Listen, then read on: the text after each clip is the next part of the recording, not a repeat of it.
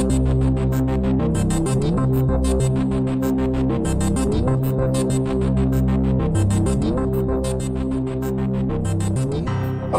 and welcome to episode 3 of season 2 of The Dark Money Files, in which we shine a light into a murky world. I am Ray Blake, and with me is my co-host, friend and business partner, Graham Barrow. Hello, Graham. Hi, Ray. Here we are again, Graham. It's been a busy week.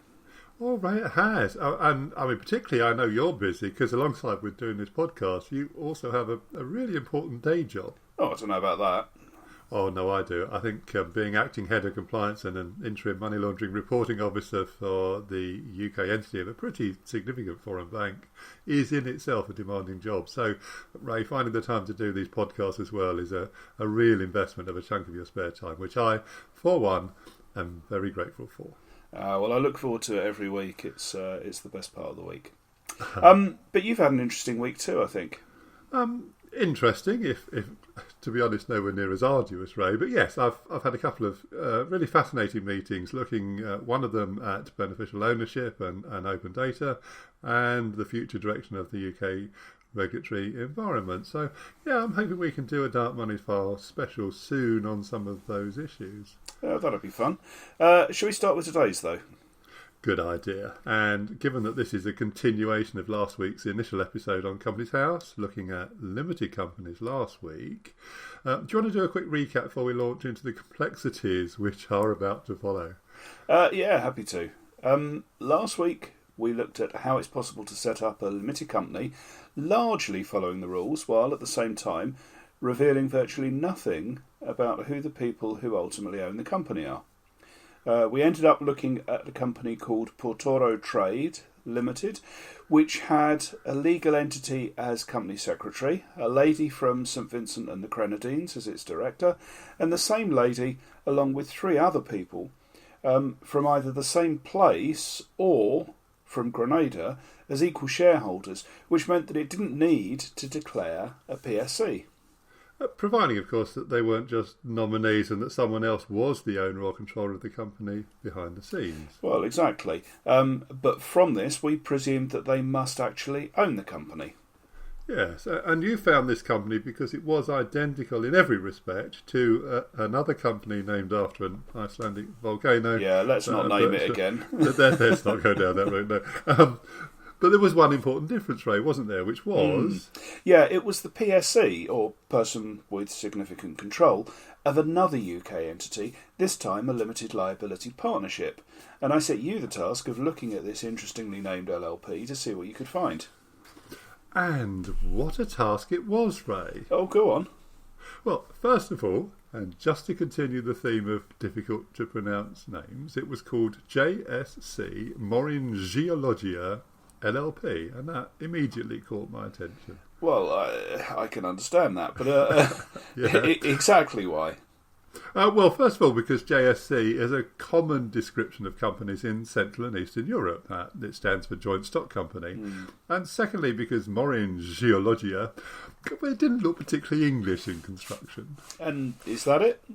Well, no. In fact, it was such a complex investigation that with your, I have to say, excellent help, we've constructed a supporting structure chart, or charts, I should say, which we've posted to our new website at thedarkmoneyfiles.com to assist anyone who would like to better understand exactly what we're going to be talking about today, and they can even download the graphics if they wish to use as training aids. Well, exactly. So just to reiterate, that's at thedarkmoneyfiles.com, and then go to the page for Season 2, Episode 3. Now, you don't have to do that. You can continue to listen to the episode and get plenty of value out of it without, but you might find it a useful supplement to help follow what's going on. Graham, where do you want to start with this? Well, Ray, let's start, where we normally start with the LLP's designated members, shall we? So this particular LLP has had 11 in total. 11? Yeah, starting back in January 2011 when it was incorporated, with our old friends, Ireland and Overseas Acquisitions Limited and Milltown Corporate Services Limited.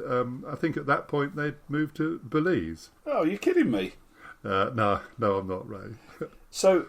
our Icelandic volcano company led us to Portoro Trade, which led us to this LLP, which was apparently formed with 2 designated members whose names are all over the LLPs involved in the Danske story, the Russian Laundromat, and too many others to mention. That's exactly right, and unbelievably, they were replaced by Intrahold AG and Monohold AG of the Seychelles, and they were then replaced by Tallberg and Uniwell of Nevis. Now, Graham, a minute ago we had a misleading JSC in the company name, and now we've got AG, which would normally indicate a German company, but these are Seychellois, not German. What's going on there, Graham? Well, these offshore locations allow IBCs, which are international business companies, and we may come back and talk about those another day, to have whatever suffix they like at the end of their name. So they can put limited or AG or Inc. or SA or a variety of commonly found suffixes from other territories at the end of their names. But Ray, why do you think they want to do that? Well, it's misleading, isn't it, at the very least? Well, let's reflect on that, shall we? But I mean, This is a pattern we've come across before, isn't it? Pairs of entities swapping in and out, and these particular pairs have come up before. Well, they have. In fact, that's the 3 pairs that were the foundation of the BuzzFeed article that we've referred to before. And of course, one of the really eye-catching stories within that BuzzFeed article was an entity called Kohlberg Projects, which was the central player in the Paul Manafort case. He was Donald Trump's original campaign manager, where he was alleged to have cheated Oleg Deripaska, who's a pretty high-ranking Russian oligarch, out of $17 million. Well, what a brave man. Not just that, though. Kohlberg Projects, which is still active and has just filed its accounts for 2019, it was formed a few years before GSE Morin Geologia, but they transferred designated membership, both of them to Monohold and Intrahold, within 16 days of each other in 2011. And then they subsequently both again transferred designated membership to Tallberg and Uniworld within a couple of months of each other in 2014. That beggars belief, Graham. You're going to be telling me in a minute they've both got accounts signed by Ali Moulaye. All right, they've both got accounts signed by Ali Moulaye, Ray. That's funny. No, Ray, they really do both have accounts signed by Ali Moulaye. No. Yeah, so for example, in 2015 and 16, JSE Morin Geologia showed commission income of £5,172 and £4,874 respectively. Right in that band of accounting figures that are so beloved of Mr. Moulaye. And Kohlberg Projects? Well, for the same 2 years, and coincidentally their accounting periods were identical, Kohlberg Project showed commission income of £5,365 and £5,448. Well, what a coincidence atop a whole pile of coincidences. Yeah. Right, so that accounts for 6 of the designated members, the 3 pairs. What about the other 5 designated members? Well, actually, a company called Twinport Express, which we'll come to in a bit more detail in a minute, has twice been appointed and twice resigned. Of course it has. Yeah, and it currently has 3 further designated members, all of similar name actually, all of which are based in Marseille in the Seychelles. So it's twice had a UK limited company as a designated member, as well as legal entities based in Belize, Seychelles, and there were 5 of those, and Nevis. Yes. So you mentioned you wanted to come back to Twinport Express Limited. Why was that, Graham? Because Twinport Express Limited was actually the LLP's first person with significant control. First person? Portoro Trade wasn't first? No, it was the second to be named as such. So did Twinport Express also have 4 exotically located shareholders? No, but it did have some exotically located directors. Tell me. Oh, and by the way, this company is still trading, so can I just add our usual caveat, along with the rest of the entities we're talking about today, that we are just using them as examples of interesting behaviour that could be misused by others so inclined to circumvent the rules for more nefarious means. Well, quite. Now, tell us about the directors. Well, Ray, I had 4 altogether. 2 were companies called Eurointer AG and Bridgepoint AG, both this time of the Marshall Islands. And not Germany. No. Or indeed Seychelles. Along with a couple of individuals called Il Young Choi and Young Sam Kim, who are both from South Korea. Sometimes when we talk, I just feel that I'm back in a geography classroom, Graham. Yeah, and we're actually not close to the end of that particular geography lesson yet either, Ray. Oh, no. Do you want to move on to the shareholders of Twinport Express, Graham? Yes, let's. So, Ray, you'll remember that the PSC rules requiring the naming of a person of significant control came into force in 2016. 6th of April, I believe. Yeah. Any relevance to that date, by the way? Well, apart from it being the start of a new tax year. Exactly. I just thought we'd throw that in as a little bonus point. So it is. And as at the 6th of April 2016, start of the new tax year, the sole shareholder of Twinport Express at that moment was Bridgepoint AG. Hey.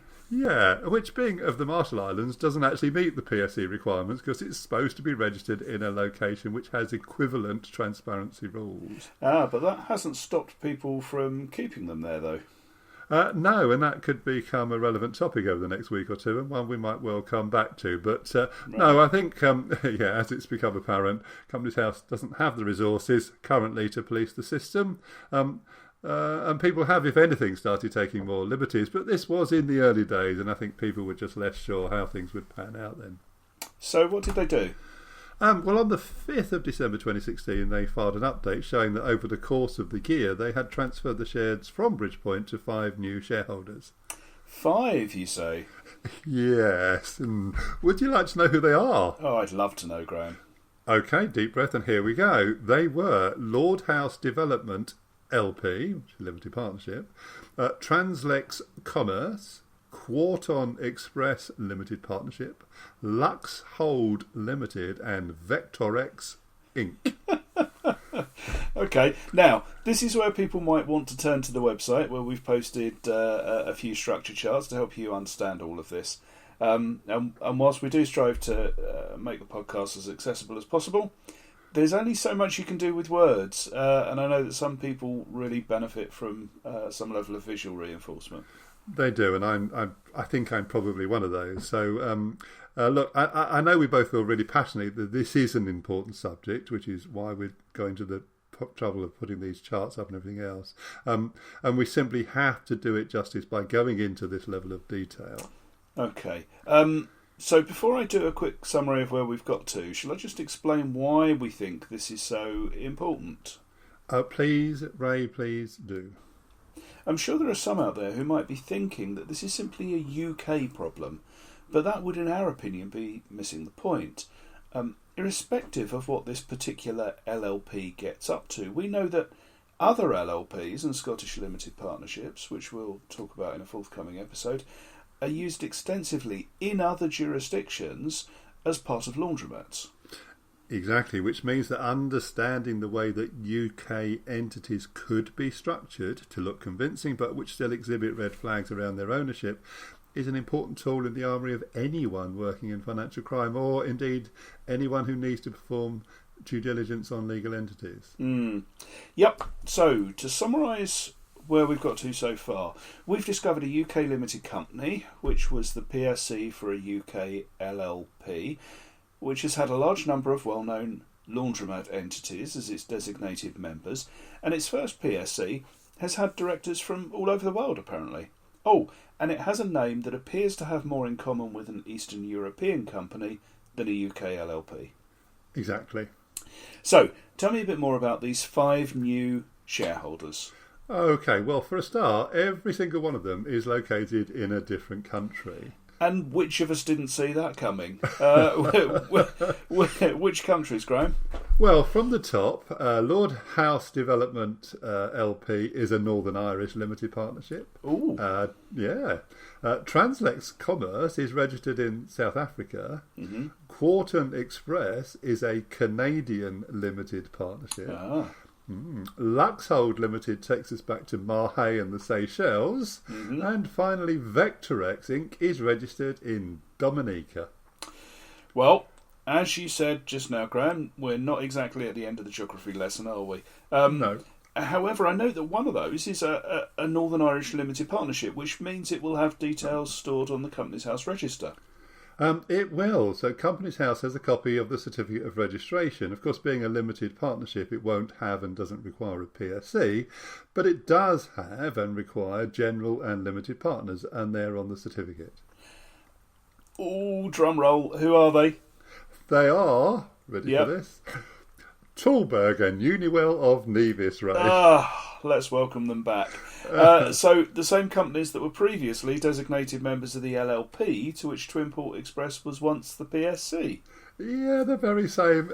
Confusing, isn't it? Which is why we backed up this week's episode with visuals as well. So, is there anything else of interest you can tell us about any of these companies? Well, I can tell you that my favourite person in financial crime, Ali Moulaye, has he's signed accounts for some of them. In fact, he signed accounts for Eurointer, Bridgepoint, Ireland and Overseas, Milltown Corporate Services, Intrahold, Monohold, Tallberg, Uniwell and Luxhold. And I can also tell you, Ray, that Twinport Express is the PSC for another 21 limited liability partnerships. Oh, wow. I think we need to give that a minute to sink in. But Graham, if Twinport Express is a UK limited company and it's the PSC for 22 UK LLPs, this is a big deal, this company, and its accounts, which are available to us on Companies House, must be quite interesting to read. Oh, interesting, Ray, they certainly are. Although the latest accounts, which were filed in July 2018, only cover the year to 31st of December 2017, but they do show the company's net current assets, and they are an extraordinary £2,603. Okay. They own or control 22 UK LLPs, and they've got net assets of £2,500. That's not all, Ray. As you may remember, the new PSC, Portoro Trade Limited, has only recently filed its first set of accounts, as you mentioned last week, and of course they were dormant, no assets of any description. Which is odd for a company which allegedly owns or controls a UK LLP. Yeah, so clearly it was the right moment to look at the accounts of the LLP itself. And what did that tell you? Well, Ray, for the year ending 31st of January 2019, so these are nicely up to date, their total commission income for the year was £2,830, which was down from the £3,320 they made the previous year. Okay, not great results for a firm which has had 2 PSCs and a total of 11 designated members in a huge variety of exotic locations. I don't think those income figures would take you to very many of those locations, would they?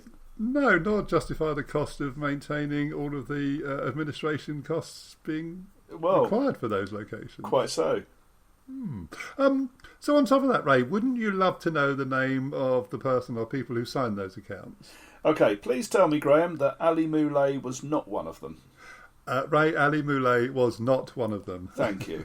That's okay. In fact, there were 3 people who signed the accounts, and they, I'd say, luxuriate in the names of Antoinette Philomena Jupiter, Janine Key Seong, and Deroda Agnes Labalaine. Graham, these last 2 episodes have been replete with some of the most unusual and frankly unpronounceable names you could hope to come across. Yes, they have. So do you think it's time to talk about what I found on the internet when researching our LLP? Did you find something?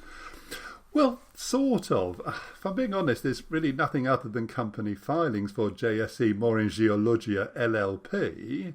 But if you drop the LLP bit off, the search starts to get a bit more interesting. Oh, go on, tell me more. Well, Ray, there's a company based in Riga in Latvia, which we might have mentioned once or twice before, called the Joint Stock Company Morin Geologia. It is part of the Morin Geologia Group, which also includes, amongst others, the Limited Liability Company, or LLC, Morin Geologia, which is based in Astrakhan in Russia. And their website is a .ru site, and it actually would appear that the company originated in and conducts most of its operations in and around Russia in the oil and gas industry. Okay, but you weren't able to find any direct connections between the UK LLP of a similar name and these other genuine companies? No, other than, as you say, having, well, I'd have to say the exact same name by the LLP bit. No. Yeah. Okay, anything else of interest before we move on? Oh, one other small thing which I think is worth talking about. Twin Port's address is quite interesting. Oh, it's not 175 Darks Lane, is it? No, this is not a trip back to Potter's Bar. Although, actually, there has been something of an exodus out of Darks Lane to a new address in Kington in Herefordshire, and I think that could be one to watch, and maybe part of a future episode. But actually, no, it's not that. It's Twin Port Express is registered to a P.O. box at Company's House. Now, I've just been reading about that. Oh, good. Do you want to explain then? Yeah. So that happens if someone complains that the company's registered address is being used without permission. So, for instance, if we were to do a search on Company's House and one of our addresses came up as the registered address of a company that we knew nothing about, we would quite rightly complain to Company's House and say, look, this is inaccurate. Now, if someone does make a complaint like that to Company's House will give notice to the company concerned and request evidence to justify its use of the address. If that evidence isn't forthcoming, they'll change the address to a PO box at Company's House itself. So in effect, they write to the address that's been complained about. So in the example you just used, they would write to one of our addresses. Yeah. Okay, I bet they don't get too many replies. Well, I would think not. No. Just one other last thing actually is that they will keep the post, I know, at Company's House for 12 months, after which time they destroy it. But I'm not sure they'd be too bothered about that, these companies either.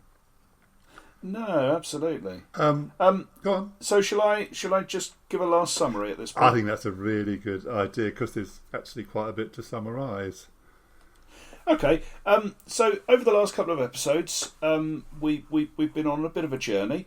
It started out with a look at a UK company named, somewhat surprisingly, after an Icelandic volcano, whose name will not be spoken again on these podcasts.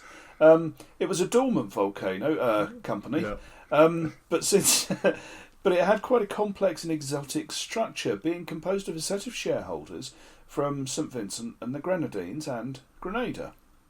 Not just that, but there appeared to be more than 150 other companies with exactly the same structure. Yes, that's definitely right so far, even if it's a bit surprising. So one of those other 150 companies turns out to be the person with significant control of a UK LLP, which has the same name as one of a group of companies which are involved in the offshore oil and gas industry in Russia and the Baltics. The LLP has a long history of legal entity designated members, all of which have been involved with other companies named as being participants in laundromat activity, including one very similar company associated with President Trump's former campaign manager, Paul Manafort. Equally astonishing, but equally true. The LLP also has a previous PSC, which had a very different but equally exotic structure, and across the border a sequence of accounts which, if true, make it very difficult to justify the extraordinary complexity and the associated expense of such intricate and far-flung control and ownership entities. Yes, and a whole host of those companies, I can't help but point out, have had accounts signed by Ali Moulaye at some point in their history. So the Belgian dentist gets around, doesn't he? He certainly does, Ray. Anything else to add? Only that example is one of dozens which really do fall into the same mould. And when we come back and do our episode on Scottish limited partnerships, I think there will be some interesting echoes of what we've just talked about. Great. Okay. So what can we expect next week? Well, Ray, we've been sent in advance and currently, as we record, embargoed copy of a new report, which I think by the time this goes out will have been released by Global Witness into the very subject we're currently talking about. And so by next week, when it has been released, we're going to look at that report and do a special episode on how it relates to this and other episodes we've recorded and where we should go from here. I'm looking forward to it. Thank you for listening to this episode of the Dark Woolly Files. We hope you enjoyed it. If you would like to listen to future episodes, please subscribe through iTunes, Spotify, or your normal podcast provider. Thanks.